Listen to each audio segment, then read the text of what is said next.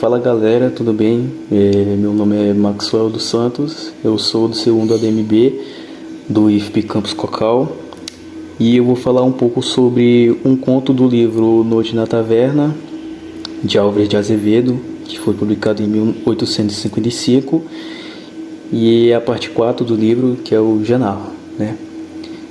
Nesse conto, o Genarro conta a história do Godofredo Walsh, né, que era um velho de 50 e poucos anos por aí, e de duas mulheres, Nausa, de 20 anos e alguma coisa, e sua filha Laura, de 15 anos, né? Genarro descrevia elas como belas como uma visão da luz. Nessa história, o Genarro ele tinha 18 anos e ele era aprendiz na casa do Godofredo, que era pintor. Ele era casado com Nausa, mas que ele queria Nausa como filha, né? Como a Laura, que era filha do primeiro casamento dele. E o Genarro, ele amava a mulher do mestre dele, a mulher do Godofredo, que era a Nausa. Ele também fala da filha do mestre, né?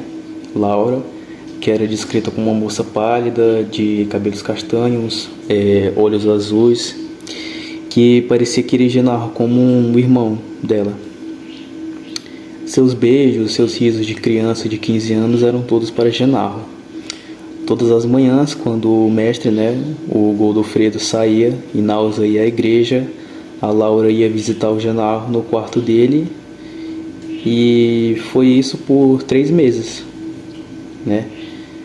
Ele estava tendo um caso com a filha do mestre dele, a filha do Godofredo. Um dia ela foi no quarto dele e disse: Genarro, estou desonrada para sempre. Ou seja, ela estava grávida do Genarro e queria que o Genarro pedisse a mão dela ao pai dela, né? Queria que pedisse para o Genarro para eles se casarem. Mas o Genarro não queria, porque ele amava a Nausa, e ela nunca mais falou nisso. Ele também fala que o sorriso dela tinha mudado, que era frio, que ela se tornava cada vez mais pálida e que a sua barriga não crescia, do caso deles, né? Porque ela engravidou, só que a barriga dela não crescia. E o velho também tinha mudado. O semblante dele tinha mudado, ele era triste, ele não pintava mais. E ele via a filha dele morrer, porque a Laura estava doente, ela estava morrendo, ela estava ficando mais pálida, e ele estava muito triste com isso. Só que o Genarro ele não esquecia da Nausa, e nem a Nausa esquecia dele, né?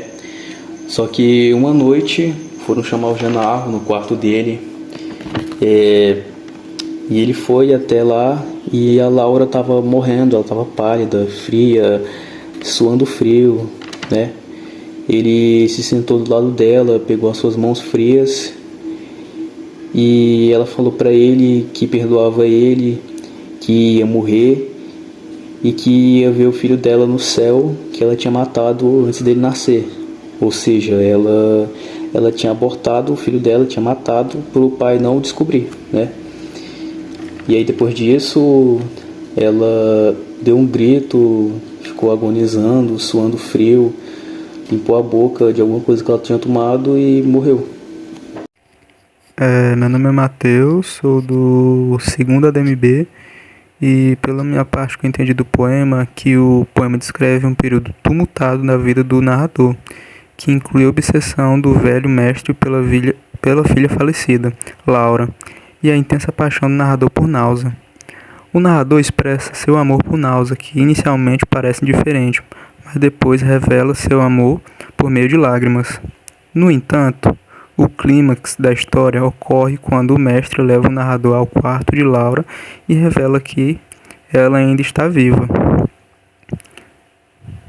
desencadeando uma crise emocional ao narrador.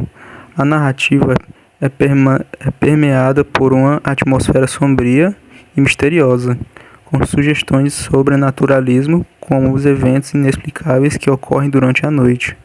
O texto termina com uma cena em que o mestre leva o narrador para fora da cidade, em uma jornada noturna sinistra, sugerindo um desfecho ainda mais sombrio por vir. Oi, meu nome é Clara e eu vou continuar contando sobre o conto que foi destinado ao meu grupo, chamado Genaro de Álvares de Azevedo. Bom, após o mestre Godofredo pedir para que o Genaro o acompanhasse, né, na jornada escura que ele ia fazer, os dois estão lá andando pelo caminho e chegam até uma montanha e o Godofredo pede para que o Genaro espere ele, porque ele iria até uma cabana. Quando o Godofredo abre a porta da cabana, Genaro vê que lá dentro havia uma mulher lívida e desgrenhada com um faixo na mão. Depois que o Genaro vê isso, a porta se fecha. E depois de um tempo, Godofredo volta para perto de Genaro e diz a ele exatamente assim: Genaro, quero te contar uma história. É um crime, porém eu quero que você seja juiz dele. A partir daí, o Godofredo quer se vingar do Genaro pelo que o Genaro fez com ele. Então ele vai contar toda a história para que o Genaro seja juiz dela. Ele começa falando exatamente assim: um velho, que no caso ele tá falando dele mesmo, era casado com uma bela moça, que no caso era Náusea, e de outras núpcias ele tinha uma filha bela também, que era Laura. Repara que o Godofredo, ele tá contando a própria história para o Genaro, claro que sem citar nomes, né, obviamente, mas é a própria história. Aí surge um aprendiz, que é o próprio Genaro, um miserável que ele erguera da poeira como o vento às vezes ergue uma folha, mas que ele podia reduzir a ela quando quisesse. Quando o Genaro está ouvindo isso, ele começa a ficar nervoso.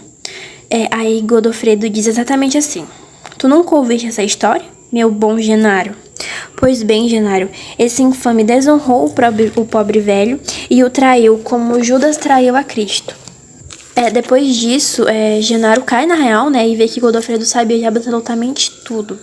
E ele começa a pedir perdão desesperadamente, pedir piedade. Porém, Godofredo ri dele e responde exatamente assim: que se houvesse um castigo pior que a morte, ele o daria. Olha esse despenhadeiro.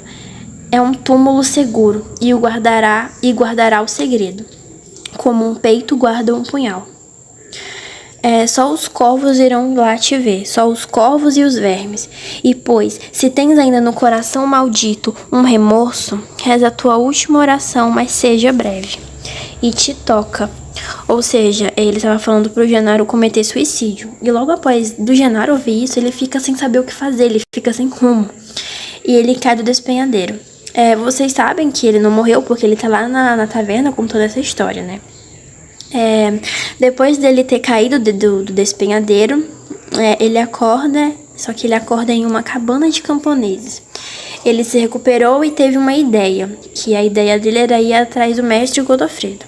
Então ele parte, né, para a casa do mestre, só que no meio do caminho ele encontra um punhal, que era um punhal do próprio Godofredo.